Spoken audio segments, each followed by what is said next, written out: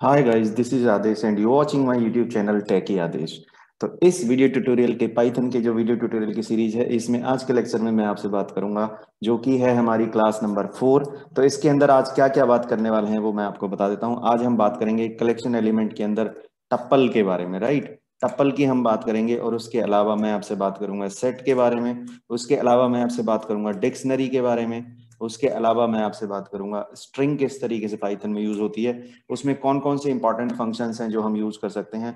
ये सारी चीजें मैं आज आपसे डिस्कस करने वाला हूं। तो चलिए सबसे पहले शुरू करते हैं हमारा टप्पल।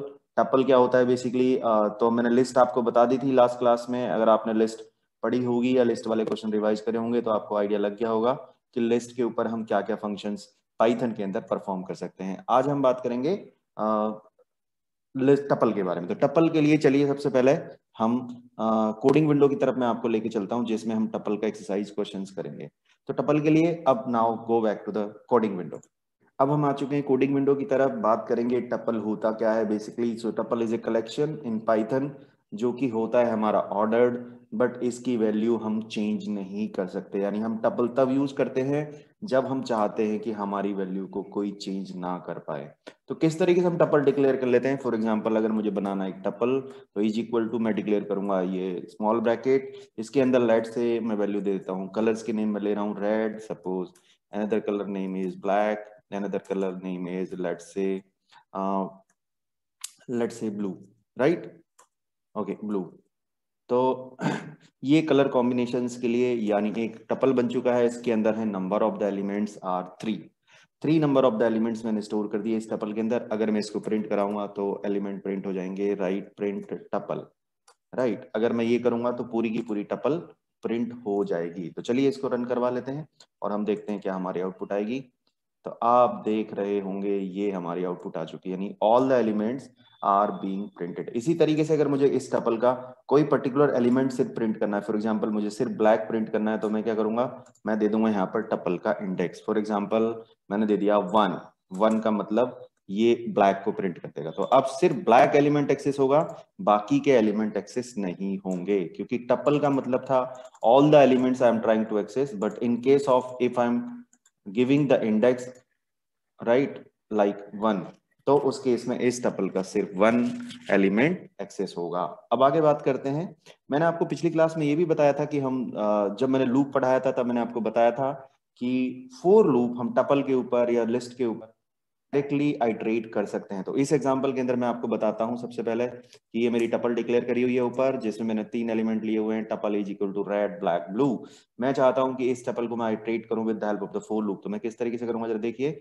मैं इस तरीके से लगा सकता हूं, फॉर आई इन टपल का नाम दे देता हूं। फॉर एग्जाम्पल ये टपल का नाम है टपल, राइट। तो मैं रेंज ही नहीं लगा सकता फॉर लूप के अंदर, मैं उसको किसी कलेक्शन एलिमेंट के ऊपर आइटरेट भी कर सकता हूं। जैसे इस एग्जांपल के अंदर मैं बात कर रहा हूं टपल के अंदर, तो फॉर आई इन टपल, इसका मतलब आई वेरिएबल, ये आई है, I variable I in tuple, इसका मतलब ये आई वेरिएबल आई ट्रेट करेगा इस टपल कलेक्शन एलिमेंट के अंदर। तो अब हम बात करते हैं, अगर मुझे लिस्ट टपल के एलिमेंट प्रिंट करने हैं तो मैं करूंगा सिर्फ प्रिंट आई।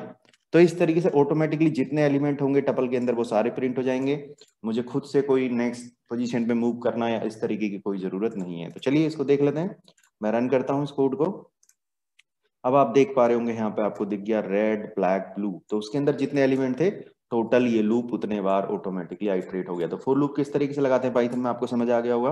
और फॉर लूप आप रेंज से भी लगा सकते हो और फॉर लूप आप डायरेक्टली किसी कलेक्शन एलिमेंट को आइटरेट करने के लिए भी यूज कर सकते हैं। नाउ वी विल सी कि whether we can change the value of the tuple और नॉट। तो हम किस तरीके से टपल को मैं ट्राई करता हूँ देखिए चेंज करने की। टपल मैंने लिखा सपोज 1 पोजीशन पे, मैं ब्लैक की जगह करना चाहता हूँ let's say white, right, all right, so I'm trying to change the value of this tuple at this position 1। उसमें मैंने ट्राई किया white। तो जैसे ही मैं ये करूंगा ये मेरा कोड दे देगा एरर, क्योंकि मैंने बताया था आपको कि जो टपल एलिमेंट होते हैं, टपल कलेक्शन होता है, उसके अंदर आप वैल्यू चेंज नहीं कर सकते, क्योंकि ये फिक्स्ड वैल्यू के लिए ही आप टपल यूज करते हो। ना उसमें कोई आप एलिमेंट ऐड कर सकते हो, ना पुराना एलिमेंट हटा सकते हो, ना किसी एलिमेंट की वैल्यू को आप चेंज कर सकते हो। चलिए इसको रन करके देखते हैं। मैंने इसको रन किया। अब आप देख रहे हो उसने यहाँ पर आपको ऑब्जेक्ट एरर दे दिया। उसने बोला tuple object does not support item assignment, यानी you can not change the value. आप कोई वैल्यू उसके अंदर असाइन नहीं कर सकते। अब आगे चलते हैं, इसमें हम बात करते हैं कि अब कौन कौन से फंक्शन हैं जो हम यूज करेंगे टपल के साथ। तो टपल के साथ सबसे पहले तो हम देखते हैं वो फंक्शन हम यूज कर लेंगे जिन फंक्शन में हमारी कोई वैल्यू चेंज नहीं होती। फॉर एग्जांपल मुझे लेंथ निकालनी है, तो देखिए कितने आसानी से मैं इसकी लेंथ निकाल सकता हूँ। इसको तो मैं अभी कमेंट कर देता हूँ। कमेंट आपको मैंने बताया था किस तरीके से करते हैं, हैश लगाया मैंने, ये कोड मेरा कमेंट बन जाता है। उसके बाद मैं बात करूंगा आपसे कि मुझे अगर टपल की लेंथ निकालनी है तो मैं किस तरीके से निकाल सकता हूँ। लेंथ और टपल, यहाँ पर इस तरीके से आप उसकी लेंथ निकाल सकते हो। तो वो फंक्शन हम कॉल कर लेंगे जिन फंक्शन में हमारी टपल की वैल्यू के एलिमेंट की वैल्यू चेंज नहीं होती। जैसे फॉर एग्जांपल लेंथ है, आपको इंडेक्स फाइंड आउट करनी है तो आप निकाल सकते हो। मैंने निकाला प्रिंट टपल डॉट इंडेक्स और आप वो एलिमेंट दे दो जिसकी वैल्यू आपको चाहिए, लेट से ब्लू। तो इस केस में ये देगा आपको ब्लू का इंडेक्स, यानी कि 1 सेकेंड, हम यहाँ पर थे, ओके। तो ये देगा ब्लू का इंडेक्स जो कि है इस केस में 0, 1 and 2। So it will give 2 and it will give the length of the tuple, it means 3.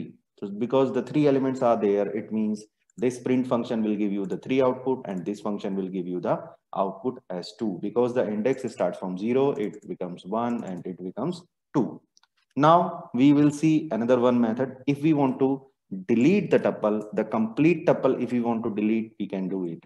अगर हम पूरी की पूरी टपल डिलीट करना चाहते हैं तो हम कर सकते हैं, लेकिन हम टपल के किसी एलिमेंट को रिमूव नहीं कर सकते, या फिर हम उसको नया एलिमेंट उसके अंदर कोई भी ऐड नहीं कर सकते। तो अब हम पूरी की पूरी टपल अगर मुझे डिलीट करनी है तो मैं किस तरीके से करूंगा, जरा देख लीजिए। डेल डेल और मैं टपल का नाम दे दूंगा। फॉर एग्जांपल मैंने यहाँ पे दिया डेल टपल। अब हम बात करते हैं, अगर मैं इस टपल को प्रिंट कराने की कोशिश करूं तो ये दे देगा एरर, क्योंकि ये element there is no more.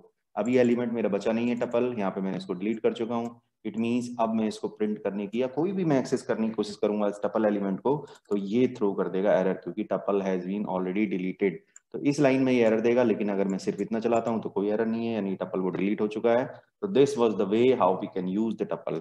So main difference between the list and tuple is, tuple के अंदर जो एलिमेंट होते हैं वो आप चेंज नहीं कर सकते, जबकि लिस्ट के एलिमेंट को आप चेंज कर सकते हो। उसमें अपना एलिमेंट अपेंड कर सकते हो, पुराना कोई भी एलिमेंट आप उसमें से डिलीट कर सकते हो, ये सारे फंक्शंस आप कर सकते हो। और आप पुरानी वैल्यू कोई चेंज भी कर सकते हो, नया एलिमेंट अपेंड कर सकते हो, पुराना एलिमेंट को डिलीट भी कर सकते हो। ये लिस्ट में होता है, लेकिन टपल में हमारा ये काम नहीं होता। लेकिन याद रखना, जो टपल होता है वो भी ऑर्डर्ड होता है, लेकिन उसके एलिमेंट चेंज नहीं होते। ऑर्डर्ड का मतलब हुआ आपने जिस ऑर्डर में लिखा है, अगर आप उसको एक्सेस करने की कोशिश करोगे तो वो ऑलवेज वो ही सेम ऑर्डर रहता है। तो ये था टपल के बारे में। Now we will see what is the set is all about. तो अब हम बात करेंगे सेट के बारे में। तो set is also a collection element, but ये होता है हमारा अनऑर्डर्ड। तो सबसे पहले बात करते हैं सेट बनता किस तरीके से है। अगर मुझे सेट बनाना है तो मुझे यूज करनी पड़ेगी कर्ली ब्रेसेस। कर्ली ब्रेसेस के अंदर मैं एलिमेंट्स दे देता हूं। For example this time I am taking the name of the cities, for example Delhi, for example let's say New York, for example comma लगा के I can say like Sydney. Okay, fine. These are the 3 cities which I am giving in this set element, set collection we can say. But now if I try to print set, what is the output? The output is like हर बार ये set की value same ही दे, ये fix नहीं है। हर एक के question में ये set अलग अलग आउटपुट दे सकता है। मतलब जरूरी नहीं है मैंने दिल्ली, न्यूयॉर्क, सिडनी लिखा है इसका मतलब मेरी आउटपुट भी ऐसे ही आएगी। मेरी आउटपुट कुछ दूसरी भी आ सकती है। टोटली डिपेंड कि ये किस ऑर्डर में देगा, ये हमारा ऑर्डर नहीं होता। तो आप देख रहे होंगे यहाँ पे आया आपका सिडनी पहले, फिर दिल्ली, फिर न्यूयॉर्क, यानी जो ऑर्डर है वो फिक्स नहीं होता। एलिमेंट किसी भी ऑर्डर में आ सकते हैं। लेकिन इसके अंदर अब कौन कौन से इंपॉर्टेंट फंक्शंस हैं जो हम यूज कर सकते हैं वो मैं आपको बताऊंगा। तो सबसे पहले बात करते हैं हम, इसके अंदर जो पहला फंक्शन है वो हम ट्राई करने वाले हैं ऐड फंक्शन। तो अगर मुझे इस सेट के अंदर अगर एक नया एलिमेंट ऐड करना है तो मैं इसके अंदर कर सकता हूँ। फॉर एग्जांपल मैं लिखूंगा सेट ऐड और उसके अंदर वो एलिमेंट दे दूंगा। फॉर एग्जांपल मुझे एक और सिटी ऐड करनी है, Mumbai, let's say welcome to Mumbai. तो ये मुंबई हम सिटी ऐड हो जाएगी, लेकिन किस पोजीशन पे होगी ये हम फिर कुछ नहीं बता सकते, क्योंकि ये ऑर्डर्ड सेट नहीं होता। तो चलिए इसको हम रन करके देख लेते हैं, लेकिन इसके बाद मैं प्रिंट भी करके देख लेता हूं जिससे मुझे आउटपुट पता चल जाए। मैंने यहाँ पे लिखा प्रिंट और मैंने यहाँ पे लिख दिया अपना सेट। तो इस एग्जाम्पल से आप देख सकते हो कि how you can add new element in A set collection, right. अब इसके बाद आप इसको रन करोगे तो देखिए क्या आउटपुट दिखेगी आपको। सिडनी, दिल्ली, न्यूयॉर्क जो पहले था उसके अंदर अब एक नया एलिमेंट मुंबई और ऐड हो चुका है। तो ये तरीका था आप उस सेट के अंदर एक नया एलिमेंट किस तरीके से ऐड कर सकते हो। It means the set is changeable in nature, आप उसके एलिमेंट को चेंज कर सकते हो, उसमें नया एलिमेंट ऐड कर सकते हो या पुराने एलिमेंट को भी रिमूव कर सकते हो। फॉर एग्जांपल मैं इसमें से रिमूव करना चाहता हूँ, लेट से सेट में से मैं रिमूव करना चाहता हूँ like set remove Delhi, right, मैंने लिखा यहाँ पर दिल्ली, तो ये क्या होगा, मेरा दिल्ली का जो एलिमेंट है वो अब रिमूव हो जाएगा। उसके बाद अगर मैं प्रिंट करूंगा प्रिंट सेट, तो ये क्या करेगा, आपके दिल्ली एलिमेंट को ये रिमूव कर चुका होगा। तो इसका मतलब अब सेट के अंदर ओनली न्यूयॉर्क और सिडनी बचा होगा। तो रन करते हैं, देख लेते हैं, मैं इसको रन कर रहा हूँ। अब आप देख रहे होगे सेट के अंदर आपको सिर्फ 2 एलिमेंट दिखाई दे रहे हैं, इसका मतलब रिमूव फंक्शन ने अपना काम कर दिया है। अब मैं बात करता हूं, अगर मुझे इसके अंदर और कौन कौन से इंपॉर्टेंट फंक्शन है, इसके अंदर आप पूरे के पूरे सेट को आपको डिलीट करना है तो डेल फंक्शन चला सकते हो, आपको पूरे सेट की लेंथ निकालनी है तो आप लेंथ फंक्शन चला सकते हो। ये बिल्कुल उसी तरीके से चलेंगे जो मैं आपको ऑलरेडी बता चुका हूँ टपल के अंदर और ऑलरेडी बता चुका हूँ मैं आपको लिस्ट के अंदर। तो वो फंक्शन मैं आपको छोड़ देता हूँ, but you can try out yourself, like length function is there, like delete function is there, ये भी आप चला सकते हो। पूरी की पूरी सेट आपको डिलीट करना है तो आप ये यूज कर सकते हो। उसके अलावा एक और फंक्शन मैं आपको चला के दिखा देता हूँ इसमें, लेट से पॉप, पॉप फंक्शन भी इसके अंदर चलता है, सेट डॉट पॉप, राइट। तो ये आपको दे देगा एक एलिमेंट, कोई भी एलिमेंट निकाल के दे देगा, क्योंकि इसमें जो वैसे तो हमारा मतलब होता है कि वो टॉप का एलिमेंट निकालता है, बट इसमें टॉप ही कोई फिक्स नहीं है क्योंकि हमारा जो सेट होता है वो अनऑर्डर्ड होता है। तो मैं इसको प्रिंट करता हूँ साथ के साथ, प्रिंट सेट पॉप, तो ये आपको दे देगा कोई भी एक एलिमेंट उस सेट के अंदर से पॉप करके। तो चलिए इसको रन करके देख लेते हैं। देखिए मैंने रन किया और उसने निकाल के दे दिया मेरे को सिडनी। तो बाय डिफॉल्ट उसने लास्ट का ही एलिमेंट दिया है, but it's not always mandatory कि आपको लास्ट का एलिमेंट देगा, ये आपको कोई भी एलिमेंट दे सकता है। तो इस ट्यूटोरियल वीडियो के अंदर मैं आपसे बात कर रहा हूँ कलेक्शन एलिमेंट के बारे में। पिछली क्लास में मैंने बात की थी लिस्ट के बारे में, लिस्ट के अंदर मैंने सारे एग्जांपल आपको बहुत डिटेल में बताए थे, बट अब जो इंपॉर्टेंट हैं जो मैं ऑलरेडी बता चुका हूँ मैं उनको हो सकता है आपको रेफरेंस दे दूं, आप पुरानी वीडियो से उसको देख सकते हैं, पुरानी क्लास से उसको कवर कर सकते हैं, क्योंकि मुझे इस टॉपिक के अंदर तीनों ये कलेक्शन एलिमेंट जो है मुझे कवर करने हैं। अब नेक्स्ट कलेक्शन एलिमेंट की तरफ कवर करेंगे, आगे चलेंगे। एक डिफरेंस और बता देता हूँ आपसे, जो भी अगर आप कोई कम्पिटिटिव एग्जाम देते हो या इंटरव्यू देते हो या कुछ भी देते हो तो आप उससे उसमें पूछ सकता है इंटरव्यूअर या आपका एग्जामिनर, उसमें आपको क्वेश्चन मिल सकता है कि what is the difference between list, tuple and set. So list is basically that is an ordered, that is dynamic in nature and we can change the value, but in tuple that is ordered but उसके अंदर हम value change नहीं कर सकते। Similarly in set that is unordered but we can change the value, right? So these are the main differences between these collection elements. Now we will see what is the dictionary, and you can see this dictionary is one of the toughest collection element we are using right now. So collection के अंदर अगर मुझे सिर्फ एक ही element store करना है, like 3 city थे मैंने 3 स्टोर कर दिए, तो मैं कोई सा भी यूज कर सकता हूं, बट मैं यूज करूंगा बेस्ड ऑन आवर सिचुएशन या हमारी जो रिक्वायरमेंट है उसके हिसाब से मैं यूज करूंगा। बट इन केस अगर मुझे कुछ डेटा इस तरीके का चाहिए, फॉर एग्जांपल मुझे की एंड वैल्यू की फॉर्म में मुझे डेटा चाहिए, तो मैं क्या यूज करूंगा, डिक्शनरी। डिक्शनरी का मतलब हुआ मेरे पास जो डेटा होता है मैं उसको की और वैल्यू इसकी पेयर में स्टोर करता हूँ। फॉर एग्जांपल मुझे 3 स्टूडेंट का डेटा स्टोर करना है और 3 स्टूडेंट की इंफॉर्मेशन कुछ इस तरीके से है। फॉर एग्जांपल मुझे उसका रोल नंबर भी स्टोर करना है, मुझे उसका नाम भी स्टोर करना है, मुझे उसका कोर्स भी स्टोर करना है। तो इंस्टेड ऑफ, आप देख रहे हो इसमें 3 चीजें नहीं है, मतलब इस तरीके से नहीं है कि मुझे सिर्फ तीनों के कोर्स स्टोर करने हैं या मुझे तीनों के रोल नंबर स्टोर करने हैं, मुझे डिफरेंट डिफरेंट फील्ड स्टोर करने हैं एक ही कलेक्शन के अंदर। तो वो मैं कैसे करूंगा, उसके लिए मुझे स्टोर करना पड़ेगा डिक्शनरी। तो डिक्शनरी किस तरीके से बनाते हैं, let's say I am saying this is my dictionary, ये मैं इस नाम का बना रहा हूँ माई डिक्शनरी, राइट। तो माई डिक्शनरी को मैं क्रिएट करता हूँ इज इक्वल टू, ये मेरी करली ब्रेसेस लग जाएगी, इसके अंदर मैं 2 चीजें देता हूँ। पहले देता हूँ मैं आपको ये होता है मेरा की, उसके बाद मैं कॉलन लगाता हूँ और कॉलन के बाद देता हूँ मैं आपकी वैल्यू, राइट। तो मैंने value they the, for example let's say this is my roll number like 3456, right, this is my roll number. इसके बाद मेरा एक और फील्ड है तो मैं क्या करूंगा, फिर से कॉमा लगाऊंगा, कॉमा के बाद मैं दूसरा फील्ड दे दूंगा लेट्स से नेम, इसके बाद मैं कॉलन लगाऊंगा, फिर से मैं अगला फील्ड दे दूंगा लेट्स से मेरा खुद का नाम है आदेश, ओके। इसके बाद मैं फिर से कॉमा लगाऊंगा अगर मेरा और फील्ड है तो, और दूसरा फील्ड है मेरा लेट्स से कोर्स, तो मैं क्या करूंगा, इसको कोर्स के अंदर कॉमा कॉलन लगा के अगला कोर्स दे दूंगा, लेट्स से मेरा कोर्स है एमसीए लेट्स से, राइट। तो ये मेरे डिक्शनरी बन गई, इसके अंदर टोटल 3 फील्ड हैं आप देख रहे होगे, तो रोल नंबर, नेम और कोर्स, और ये उनकी वैल्यू है। रोल नंबर की वैल्यू 3456, नेम की वैल्यू आदेश और कोर्स की वैल्यू MCA। तो ये है मेरे फील्ड्स इसके अंदर जो मेरी डिक्शनरी बन चुकी है। अब अगर मैं डिक्शनरी पूरी की पूरी प्रिंट करूंगा तो मैं सिंपली किस तरीके से कर सकता हूँ, प्रिंट माई डिक्शनरी, राइट, इस तरीके से मैं इसको यूज कर सकता हूँ। तो आप देखोगे पूरी की पूरी डिक्शनरी ही प्रिंट हो जाएगी। चलिए इसको रन करते हैं। देखिए मैंने इसको रन किया। ओके, इस डिक्शनरी में क्या एरर है एक बार देख लेते हैं। रोल नंबर के बाद हमने लगाया है it is saying my dictionary unexpected indent. Okay, तो मैंने ये देखिए स्पेस का कितना इशू होता है इसमें, मैंने अननेसेसरी स्पेस दे दिया था इसलिए इसने मुझे एरर दी। अब ये नहीं देगा, अब ये प्रिंट कर देगा। तो चलिए इसको रन कर लेते हैं फिर से। माई डिक्शनरी इज नॉट डिफाइंड, क्या मैंने कुछ स्पेलिंग मिस्टेक कर दी है क्या डिक्शनरी की? ओके, यहाँ पर मैं ए बाद में लगा दिया। ओके, अब चला लेते हैं। देखिए अब मेरी आउटपुट आ चुकी है जिसके अंदर हमारे कोर्स नेम और रोल नंबर वो आउटपुट प्रिंट हो चुकी है जो मैंने यहाँ पर ये वेरिएबल स्टोर कर रखे थे, यानी ये फील्ड्स उसके अंदर थे।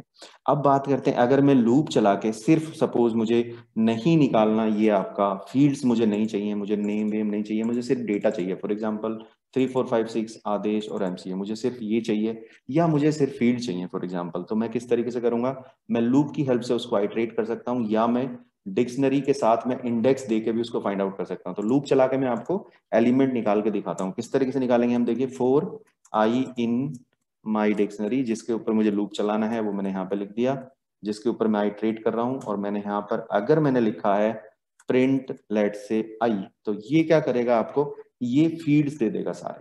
ठीक है, एक बार देख भी लेते हैं। देखो ये देखो उसने सारे फील्ड दे दिए, कोर्स नेम और रोल नंबर। लेकिन अगर मैं चाहता हूं ये वैल्यू दे 3 4 5 6 आदेश और MCA, इसका मतलब आपको सिर्फ आई नहीं लिखना, अब आपको लिखना पड़ेगा ये आई जो है एरे के अंदर चला जाएगा, राइट। तो इसको मैं करता हूं ब्रैकेट के अंदर बंद और इसको लिख देता हूं मैं एरे, राइट। तो ये मेरा इसके इस इंडेक्स को मुझे प्रिंट करवाना है, यानी जो मेरी डिक्शनरी है उसकी मैं आई कराना चाहता हूं इस स्टेटमेंट की हेल्प से।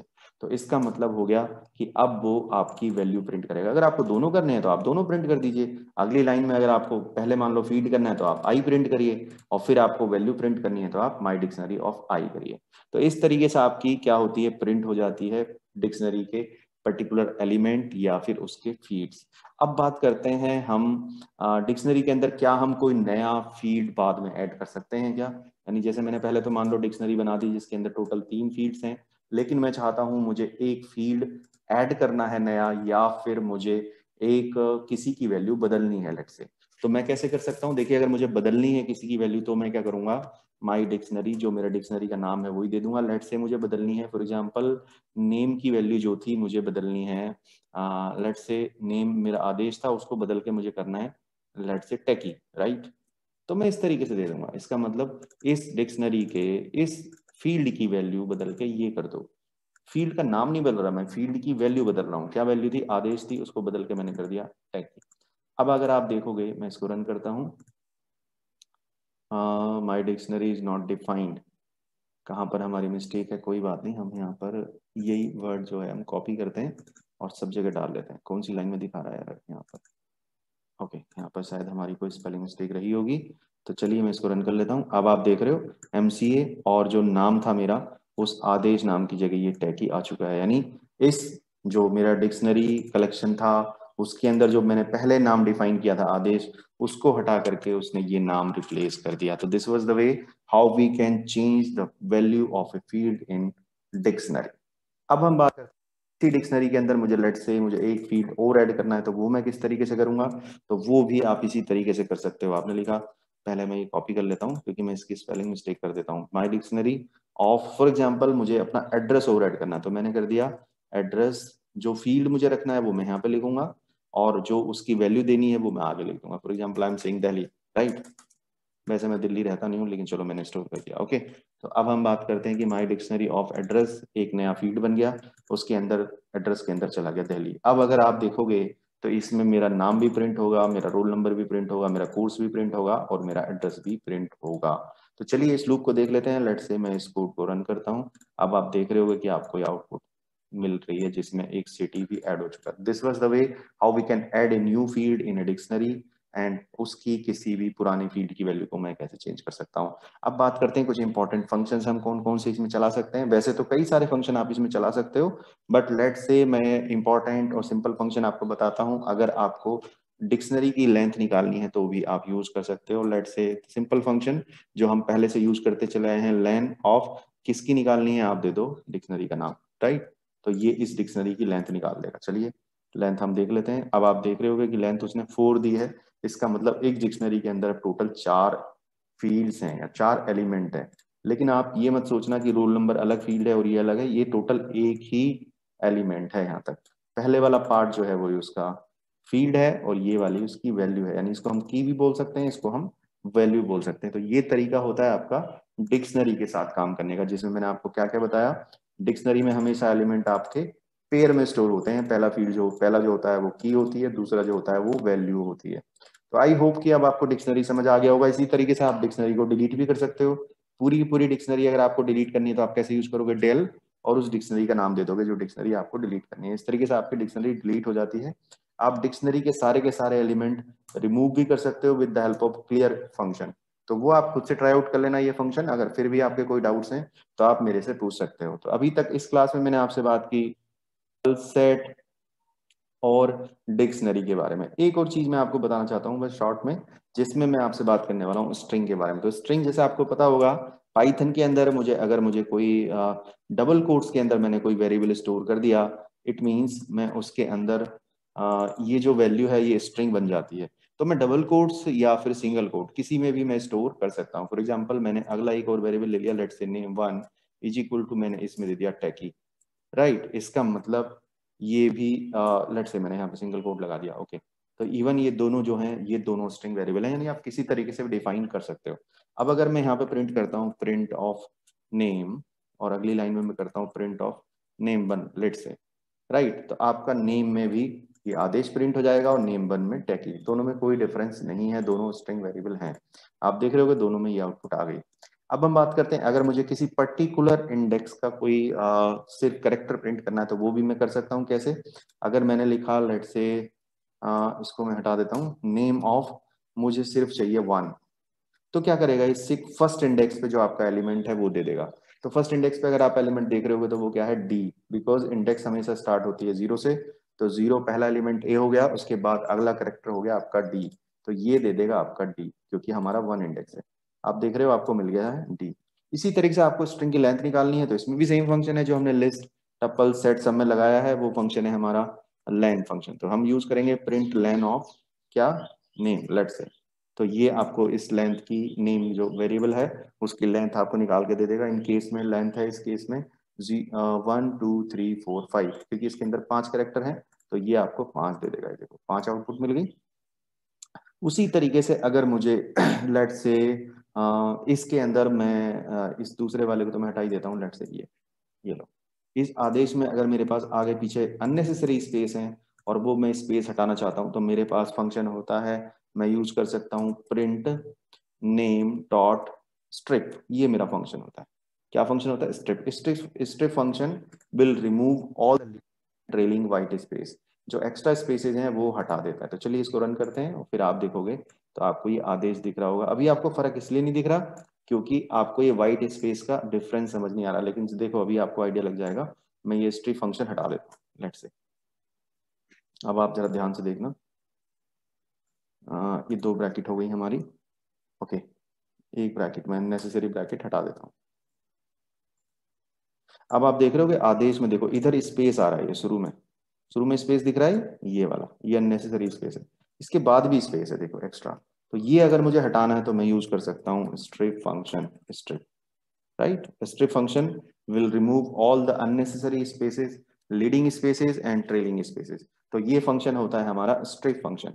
उसके अलावा हम कौन कौन से फंक्शन यूज कर सकते हैं, लोअर अपर केस के लिए हम यूज कर सकते हैं। फॉर एग्जाम्पल इसके बाद मैं चलाना चाहता हूँ, चलो ये स्पेस तो मैं हटा देता हूँ पहले ही, चलो ओके।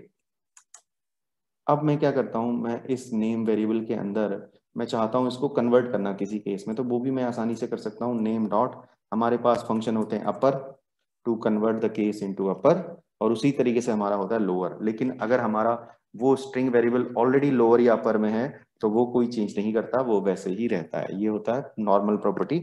यानी अगर आपका जो वेरिएबल है वो सपोज पहले से लोअर में था और आपने अपर फंक्शन चला दिया तो वो अपर में कन्वर्ट कर लेगा, लेकिन अगर वो पहले से अपर में था और आपने लोअर चला दिया तो लोअर कन्वर्ट कर लेगा। लेकिन आप जिसमें भी कन्वर्ट कर रहे हो और वो वेरिएबल ऑलरेडी उसी टाइप में है तो वो फिर कुछ भी नहीं करता। अब चलिए इसको देख लेते हैं। अब आप देख रहे हो जो आदेश है वो पूरा का पूरा अपर केस में कन्वर्ट हो चुका है। तो दोनों फंक्शन जो है आपके अपर लोअर वो क्या काम करते हैं, आपको केस कन्वर्ट करके दे देते हैं। तो लेंथ आपको पता चल गया, अपर केस लोअर केस निकालना आपको पता चल गया, स्ट्रिप फंक्शन आपको पता चल गया। उसके अलावा और कौन कौन से फंक्शन हैं जो इंपॉर्टेंट फंक्शन है वो हम यूज कर लेते हैं। आप सब स्ट्रिंग निकालना सबसे इंपॉर्टेंट होता है। आप इस फंक्शन के अंदर अगर सब स्ट्रिंग निकालना चाहते हो तो किस तरीके से निकालोगे वो जरा हम देख लेते हैं। देखिए अगर मुझे सपोज इसमें से डी और ई निकालना है, लेट से मुझे ये दो करेक्टर निकालने हैं। सब स्ट्रिंग का मतलब होता है कुछ पोर्शन मुझे कट करना है स्ट्रिंग का। तो मैं किस तरीके से करूंगा, देखिए प्रिंट मैंने लिखा नेम और मैंने ब्रैकेट के अंदर दे दिया किस इंडेक्स से किस इंडेक्स तक फाइंड आउट करना चाहता हूँ। तो मुझे डी से लेना है यानी 1 से लेना है और ई भी लेना है। तो ई की इंडेक्स होगी मेरी 2। तो अगर मैं दूंगा इसको 1:2, इसका मतलब ये 2 को काउंट नहीं करेगा। जो हम लास्ट वाला इंडेक्स होता है उसको काउंट नहीं करते, लेकिन मुझे तो 2 को भी काउंट करवाना है, इस ई को भी। तो इसका मतलब मुझे यहाँ पे देना पड़ेगा 3। इसका मतलब ये 1 और 2 दो एलिमेंट आपको निकाल के देगा इस केस में। तो क्या दे देगा आपको, डी और ई दे देगा। तो आओ ये सब स्ट्रिंग वाला फंक्शन हम देख लेते हैं। सब स्ट्रिंग में हम इंडेक्स दे सकते हैं कहाँ से लेके कहाँ तक का मुझे चाहिए। तो इसको मैं चला के दिखा देता हूँ। अब आप देख रहे हो दिया उसने डी। तो सब स्ट्रिंग का फंक्शन बहुत यूज होता है जब भी आपको स्ट्रिंग के साथ कुछ फंक्शंस चलाने होते हैं। ओके तो ये थे हमारे इंपॉर्टेंट फंक्शंस जिसमें मैंने बात की आपसे कि आप अपर केस में कैसे कन्वर्ट करते हो, आप सब स्ट्रिंग किस तरीके से फाइंड आउट करते हो, आप उसके लीडिंग ट्रेलिंग वाइट स्पेसेस किस तरीके से हटाते हो, आप उसकी लेंथ कैसे निकालते हो, आप उसमें किसी पर्टिकुलर इंडेक्स का कोई अगर आपको स्ट्रिंग प्रिंट करना है तो वो किस तरीके से करते हो। ये सारी चीजें मैंने आपको बताई। तो आई होप कि आपको समझ आ गई होंगी, लेकिन फिर भी अगर आपके कोई डाउट है तो आप जरूर मुझसे कमेंट बॉक्स में पूछिए। और अगर आप चैनल पर नए हैं तो प्लीज चैनल को सब्सक्राइब करिए, बेल आइकन दबाइए, सो दैट इस तरीके के सारे वीडियो की नोटिफिकेशन आपको मिलती रहे। और हाँ, जो मैं क्लासेस ले रहा हूँ इस क्लासेस को प्लीज देखिए, पुरानी वीडियोस को भी जाके देखिए, पुरानी क्लास के लेक्चर को लेके देखिए। अगर किसमें भी कोई इशू है तो आप मेरे से पूछ सकते हो, मैं नंबर हमेशा छोड़ता हूँ। तो आज की क्लास में इतना ही। अभी तक मैं क्या क्या कवर कर चुका हूँ ये आपको बता देता हूँ। सबसे पहले मैंने बात की थी इंट्रोडक्शन टू पाइथन, जिसमें इंस्टॉल कैसे करते हैं, आईडी कौन सी होती है, एक सैंपल प्रोग्राम कैसे बनाते हैं, पाथ कैसे सेट करते हैं। उसके बाद मैंने सेकंड क्लास में आपको इफ एल्स लूप ये सारा बताया। उसके बाद मैंने अगली क्लास में मैंने आपको लिस्ट वगैरह के बारे में बताया। और इस क्लास के अंदर मैंने आपको टपल, सेट, डिक्शनरी और स्ट्रिंग के बारे में बताया। अगली क्लास में जो हम करने वाले हैं तो बहुत इंपॉर्टेंट चीज है, उसको बिल्कुल मिस मत कीजिए। उसमें मैं आपसे ऑब्जेक्ट ओरिएंटेड पाइथन के बारे में यूज बात करूंगा। यानी पाइथन के अंदर आप फंक्शन किस तरीके से बनाते हो, आप क्लास किस तरीके से बनाते हो, ऑब्जेक्ट कंस्ट्रक्टर किस तरीके से बनाते हो, मॉड्यूल किस तरीके से बनाते हो, इनहेरिटेंस किस तरीके से होता है। ये सारी चीजें हम करेंगे डिस्कस में डिटेल में। सो thank you so much for watching this video, और अगली क्लास में मिलेंगे हम दूसरे टाइम पे। तब तक आप अपना ध्यान रखिए और घर से ही ऑनलाइन पढ़ाई करिए। और इस कोविड की सिचुएशन में आप खुद अपना एक रोल प्ले करिए, आप इसको फैलने से रोकिए। So thank you so much and again I will say कि बी सेफ एंड ट्राई करिए कि ज्यादा से ज्यादा घर पर रहकर ही बाकी चीजों को आप करिए, ऑनलाइन एक्टिविटी करिए। तो thank you so much, thank you guys.